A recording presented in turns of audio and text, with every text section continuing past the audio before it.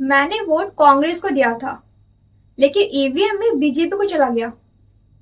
ऐसी बातें आपने कभी ना कभी जरूर सुनी होगी, लेकिन सवाल ये है, क्या ईवीएम में सच में आपका वोट किसी दूसरी पार्टी को जा सकता है? और अगर ऐसा नहीं है, तो फिर लोगों को ये शक क्यों होता है? आज सिर्फ 3 मिनट में समझते हैं ईवीएम में वोट पड़ने से लेकर उसकी वेरिफिकेशन तक का पूरा प्रोसेस। सबसे पहले वोट पड़ता कैसे है? जब आप ईवीएम में किसी कैंडिडेट के सामने वाला बटन दबाते हैं, तो मशीन उस कैंडिडेट के लिए आपका वोट रिकॉर्ड करती है। इसके बाद वीवीपीएटी में एक स्लिप कुछ सेकंड के लिए दिखाई देती है, जिसमें कैंडिडेट का नाम और चुनाव चिन्ह दिखाई देता है। यानी वोटर को अपने वोट की विजुअल वेरिफिकेशन का मौका मिलता है। लेकिन अगर इस ईवीएम ने वोट गलत कैंडिडेट को दे दिया तो? यही सबसे बड़ा सवाल है।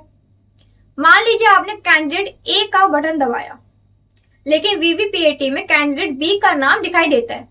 ऐसी स्थिति में वोटर को तुरंत पोलिंग ऑफिशियल्स को बताना चाहिए, क्योंकि वीवीपीएटी का एक मकसद यही है कि वोटर देख सके कि उसने जिस कैंडिडेट को वोट दिया है, स्लिप पर वही कैंडिडेट दिखाई दे रहा है या नहीं। अब सवाल आता है, ईवीएम को ऐसे कोई बदल सकता है? नहीं, ईवीएम को चुनाव से पहले चेकिंग और सिक्योरिटी प्रोसीड्यूर से गुजरना पड़ता है। सुप्रीम कोर्ट के 2024 के जजमेंट में दर्ज प्रक्रिया के मुताबिक ईवीएम की चेकिंग के बाद उसे सील किया जाता है और पॉलिटिकल पार्टीज के रिप्रेजेंटेटिव्स भी इस प्रोसेस में शामिल होते हैं। इसके बाद मशीन्स की रैंडमाइजेशन भी की जाती है। यानी कोई ऐसी मशीन नहीं है जिसे पोलिंग बूथ पर जाकर कोई मनमाने तरीके से बदल सके। फिर वीवीपीएटी की जरूरत क्यों? क्योंकि सिर्फ इलेक्ट्रॉनिक रिजल्ट पर निर्भर रहने के बजाय पेपर ट्रायल भी बनाया जाता है। वीवीपीएटी स्लिप वोटर को कुछ सेकंड के लिए दिखाई देती है और फिर सील्ड कंपार्टमेंट में चली जाती है, और काउंटिंग के दौरान निर्धारित प्रक्रिया के तहत वीवीपीएटी स्लिप्स की वेरिफिकेशन भी की जाती है। सुप्रीम कोर्ट ने 2024 में प्रत्येक असेंबली कंस्टिट्यूंसी असेंबली सेगमेंट में 5 रैंडमली सिलेक्टेड ईवीएम्स के वीवीपीएटी पेपर ट्रायल्स की वेरिफिकेशन का निर्देश दिया था। यहाँ एक बात बहुत ध्यान से समझिए, किसी व्यक्ति का दावा कि मैंने एक पार्टी को वोट दिया लेकिन दूसरी पार्टी को चला गया, अपने आप में ये साबित नहीं करता कि ईवीएम ने वोट बदल दिया।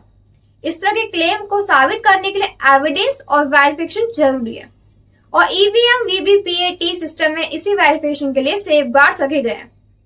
तो अगली बार अगर कोई कहे मैंने वोट एक पार्टी को दिया था, ईवीएम ने दूसरी पार्टी को दे दिया, तो सिर्फ सुनकर मानने या खारिज करने के बजाय सवाल पूछिए, इसका एविडेंस और वेरिफिकेशन क्या है?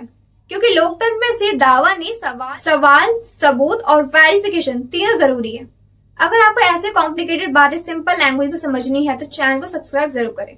मैं साक्षी सिंह, तब तक के लिए धन्यवाद।